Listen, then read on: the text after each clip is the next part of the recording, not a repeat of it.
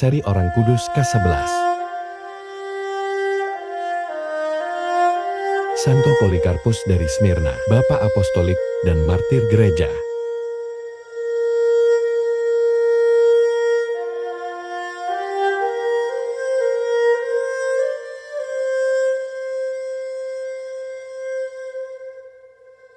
Saya, Polikarpus.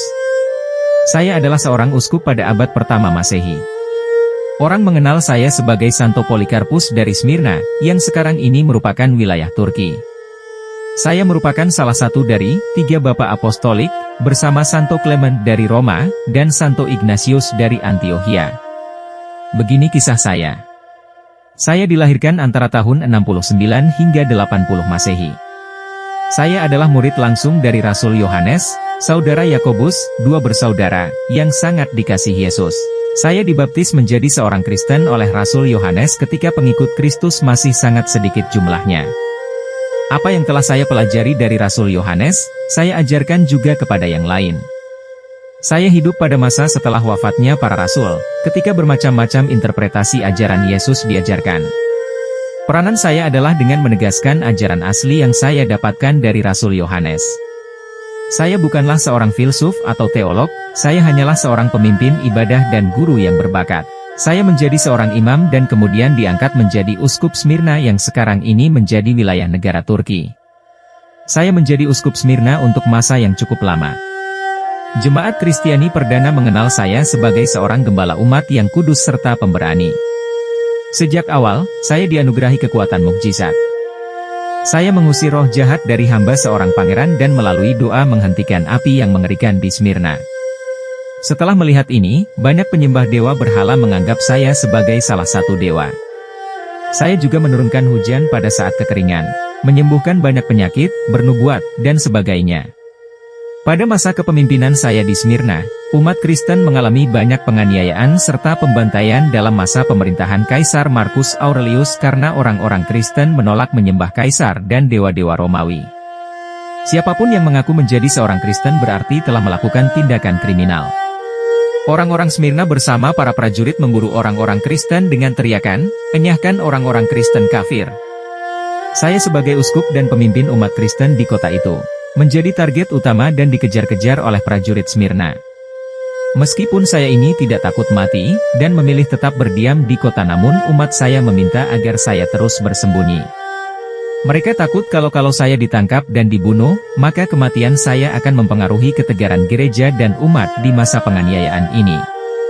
Akhirnya saya meninggalkan kota Smyrna dan bersembunyi serta berpindah-pindah tempat dari satu ladang ke ladang yang lain untuk menghindari kejaran para pasukan Smyrna. Saya akhirnya ditangkap setelah seorang jemaat yang murtad mengkhianati saya dan melaporkan saya kepada penguasa. Meskipun ada kesempatan untuk lari, saya memilih tinggal di tempat, dengan tekad, kehendak Allah pasti terjadi.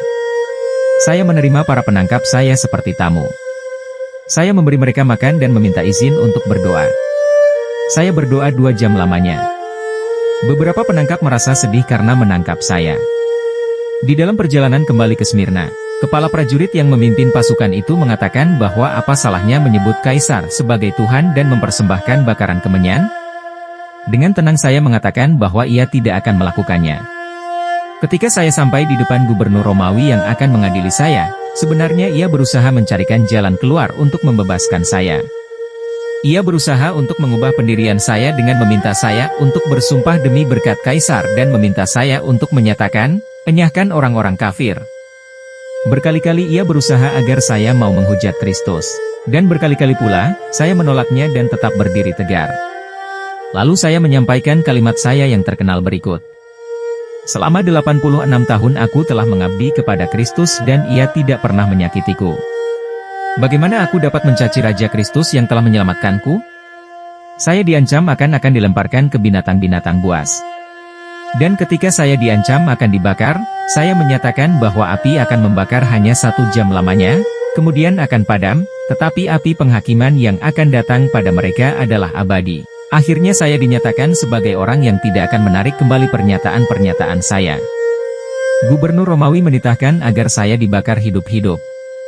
Ketika mereka menempatkan saya terikat di tiang, saya berdoa kepada Allah untuk waktu yang lama. Lalu saya dibakar, namun badan saya tidak termakan api.